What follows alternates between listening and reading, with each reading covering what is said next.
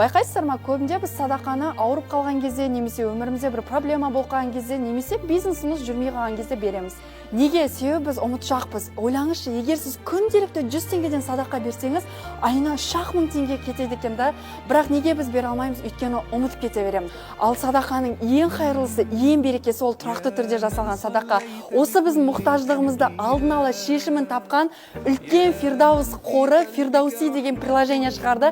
Қараңыздаршы, бұл приложенияда сіздер күнделікті тұрақты түрде аз-аздан садақа бере аласыздар.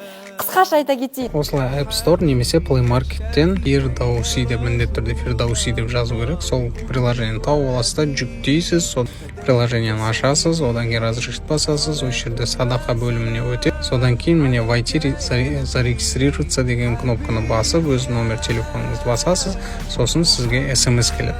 Сол SMS-ке өтіп, сол SMS-ті жазу арқылы сіз осы приложениеге тіркелесіз.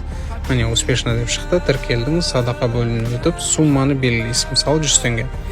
Одан кейін мына жерге міндетті түрде номер карта жазу керек, өзіңіздің ат жөніңізді жазу керек. Бүкілін рұқсат беріп, осы жерде оплатить 30 КЗТ деп тұр ғой, осы кнопканы басу арқылы сіз картаңыздан оплата өтіп тұр ма, соны тексересіз. Сосын осы жерде ежедневно деп басып қойсаңыз болады. Егер сіз бұл видеоны көрсеңіз, бекер емес, яғни сіздің өміріңізге үлкен береке кірейін деп тұр.